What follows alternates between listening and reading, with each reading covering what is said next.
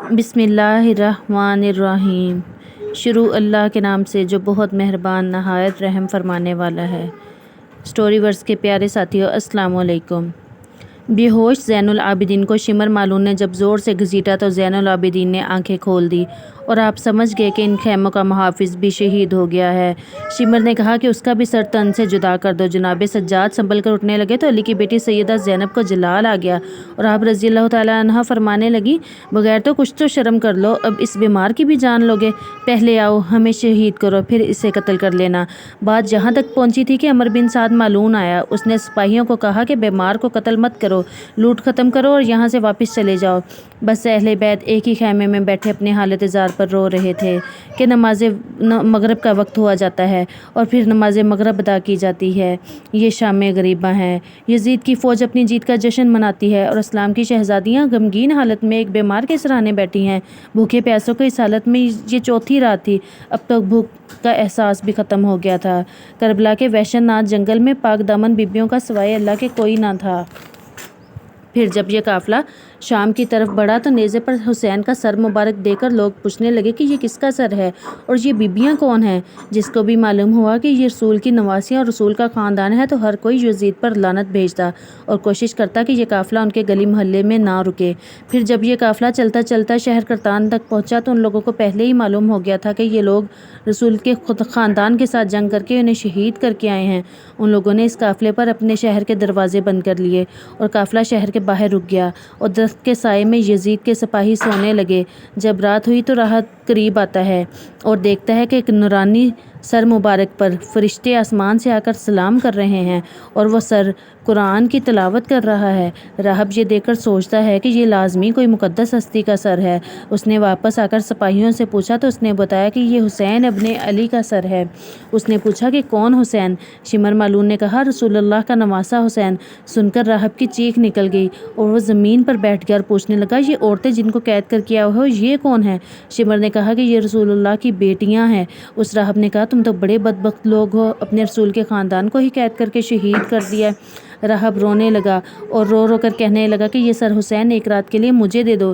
شمر نے کہا کہ یہ قافلہ اب شام جا کر ہی رکے گا، میں نے یزید سے بہت سارا مال و دولت لینا ہے، انعام ملے گا مجھے۔ اس راہب نے کہا میرے پاس بھی 10,000 درہم ہیں، تم وہ رکھ لو اور ایک رات کے لیے حسین کا سر مجھے دے دو۔ شمر مالون لالچی تو پہلے ہی تھا، تھوڑی سی مشاورت کے بعد وہ مان گیا اور 10,000 کے عوض سر حسین اس راہب کے حوالے کر دیا۔ وہ راہب سر حسین لے کر گھر آ گیا اور ایک پتھر پر رکھا اور زار و قطار رونے لگا۔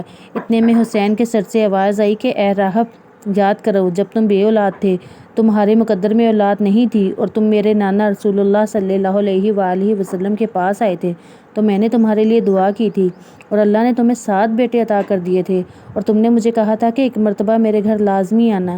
اے راہب آج میں نے اپنی وہ بات پوری کر دی اور میں تیرے گھر آ ہی گیا۔ جیسے ہی امام حسین کے سر سے یہ آواز آئی راہب رونے لگا اور کہنے لگا اے میرے آقا مجھے معاف کر دیں، اگر مجھے معلوم ہوتا تو میں بھی آپ کی راہ میں قربان ہو جاتا۔ امام حسین نے کہا کہ یہ اللہ کی مرضی ہے، اللہ کا دین میرے خون سے ہی روشن ہونا تھا۔ جب صبح ہوئی تو راہب سوچنے لگا کہ میں اب حسین کا سر مبارک اس شمر کو کیسے دوں۔ اس نے اپنے 7 بیٹوں میں سے سب سے چھوٹے بیٹے کا سر کاٹ کر جا کر شمر مالون کو دیا تو شمر نے پہچان لیا کہ یہ حسین کا سر مبارک نہیں ہے۔ اس نے راہب سے کہا کہ مجھے حسین کا ہی سر لا کر دو۔ راہب گیا اور اپنے چھٹے بیٹے کا سر کاٹ کر لے آیا۔ شمر نے وہ بھی پہچان لیا اور کہا کہ اے راہب تم مجھ سے بے ایمانی کر رہے ہو، وعدہ خلافی نہ کرو اور حسین کا سر مجھے لا کر دو۔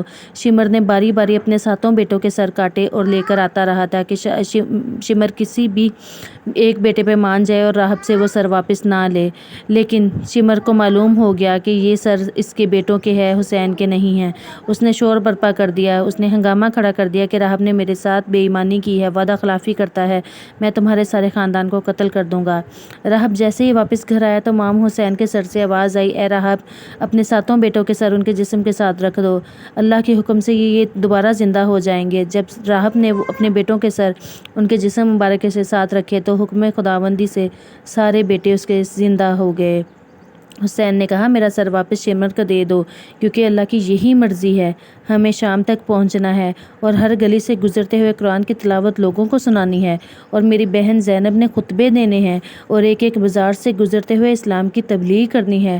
راہب روتا ہوا امام حسین کا سر فوج یزید کے حوالے کرتا ہے اور پھر کہتا ہے کہ کتنے بدبخت ہو، اپنے رسول کے نواسے کو شہید کر کے ان کی بیویوں کو قید کرتے ہو، تمہارا یہ ظلم قیامت تک تمہارے لیے لعنت بن جائے گا۔ آج بھی اس پتھر سے خون نکلتا ہے جس پر حسین کا سر مبارک پوری رات رکھا گیا، کیونکہ شہید ہمیشہ زندہ ہوتا ہے اور خون ناحق کبھی بھی چھپتا نہیں ہے۔